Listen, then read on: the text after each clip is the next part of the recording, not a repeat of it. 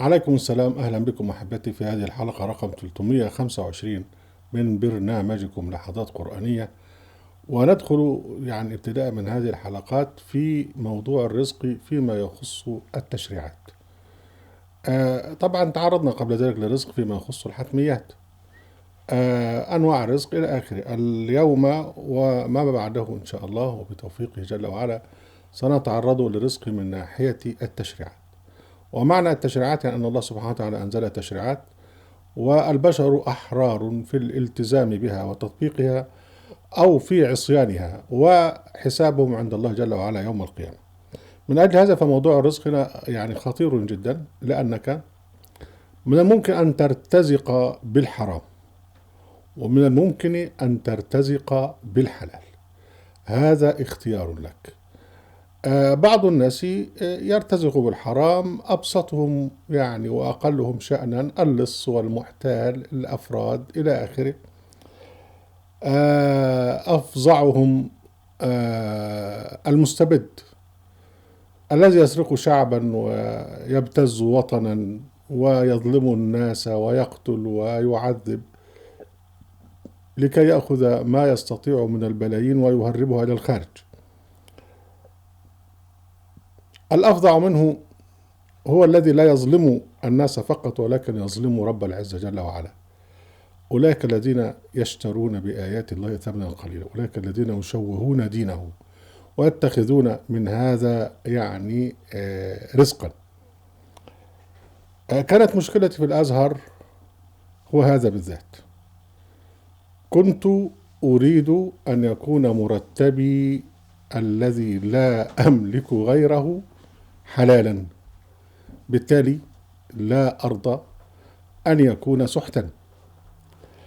وكان يعززني في ذلك قانون الأزهر نفسه، الذي أصدره عبد الناصر سنة 1961، القانون رقم 103 بشأن إعادة تنظيم الأزهر والهيئات التي يشملها. المادة 33 من هذا القانون أن وظيفة الأزهر، طبعا وظيفة الأزهر من خلال أعضاء هيئة التدريس في الجامعات الأزهر وغيرها، أن يؤدي رسالة الإسلام إلى الناس وتعمل على إظهار حقيقته. ده وظيفة جامعة الأزهر. فبالتالي حين أطبق هذا فأنا أطبق القانون، وفي نفس الوقت ألتزم بديني الإسلام في أن أعمل على تأدية رسالة الإسلام وإظهاره على حقيقته. ومعنى إظهاره على حقيقته أن هناك كثير من الهجس، وكثير من الخرافات، وكثير من الأكاذيب والافتراءات. لابد أن أظهر حقائق الإسلام خالية من القرآن الكريم من خلال عملي. قمت بهذا، وفي سنة 85 كما قلت كثيرا أصدرت خمسة كتب قررتها على الطلبة. كنت أدرس في العديد من الكليات في جامعة الأزهر، فهم أوقفون عن العمل وأحالون للتحقيق، واستخدموا ضدي قانون الأزهر نفسه. في القانون بيقول برضو إن كل فعل يخل بشرف عضو هيئة التدريس أو لا يتلائم مع صفته كعالم مسلم، أو يتعارض مع حقائق الإسلام الثابتة، أو ما هو معلوم من دينه ضرورة أو يمس نزاهته، يحل التحقيق. فهم اعتبروا استشهادي بالقرآن الكريم في تجلية حقائق الإسلام مما يخل بشرفي كعضو هيئة التدريس، واعتبروا ما توارثوه من الخرافات هي المعلوم من الدين بالضرورة. ومن هنا بدأت محنتي من 5/5/1985. أتذكر أن صديقي الدكتور عبد الرزاق عبد القادر سيد أحمد أكرمه الله جل وعلا، ومع صديق آخر الدكتور محمد البشير، قابل أثناء محاكمتي الدكتور محمد الفيوم، وأنا لا أعرف إذا كانوا أحياء كلهم أم لا. وقال له: لماذا تفعلون هذا بأحمد صبحي منصور؟ ده هو هو كل ما يستشهد بالقرآن الكريم. فالدكتور محمد إبراهيم الفيومي قال لهم ما تقوليش قرآن وما تقوليش آيات، الأزهر له منهج ولازم أحمد صبحي منصور يلتزم بهذا المنهج. إذا هنا يعني هي هذه حقائق أنا أسجلها للتاريخ. يعني إذا كان الدكتور عبد القادر سيد أحمد حيا أكرمه الله يستطيع أن يؤكد هذا. المهم أن هناك شاب كنت في هذا الوقت عندي 37 سنة يتمسك بحقائق الإسلام ويصمم على إبلاغها لأنه يريد أن يرتزق من حلال.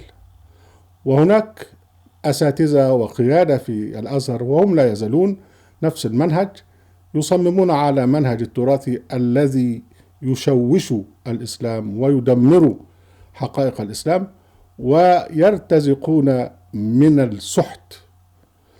ينطبق عليهم قول سبحانه وتعالى وهو يعني يخاطب الذين يرتزقون بالباطل والسحت. يقول سبحانه وتعالى عن القرآن، عن حديث القرآن: أفبهذا الحديث أنتم مدهنون وتجعلون رزقكم أنكم تكذبون. يعني يكذبون بآيات الله لأن رزقهم هو في يعني ما وجدنا عليه آباءنا، وفي هذا يعني الرزق هم يعني يتنكبون ويعارضون حديث الله جل وعلا في القرآن ويصدون عن سبيل الله ويبغونها عوجا.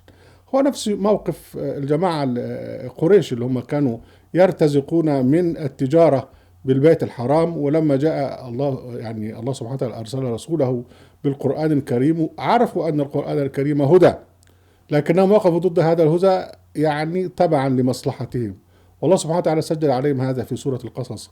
قال سبحانه وتعالى يحكي عنهم: وقالوا إن نتبع الهدى نتخطف من أرضنا. إن عارفين إنه هدى، لكن لو إحنا مشينا معاه الناس هيتخطفونا. فربنا سبحانه وتعالى قال: أولم نكن لهم حرما آمنا نجب إليه ثمرات كل شيء رزقا من لدنا ولكن أكثرهم لا يعلمون. المهم أن أفظع الرزق وأسوأ الرزق الحرام هو أن تظلم رب العزة وأن تشوش دينه وأن تفسد حقائق الإسلام وترتزق بهذا. أهلا بكم أحبتي في برنامجكم لحظات قرآنية وفي قناة أهل القرآن في موقع القرآن. لا تنسوا المشاركة بشير ولايك، وعليكم السلام.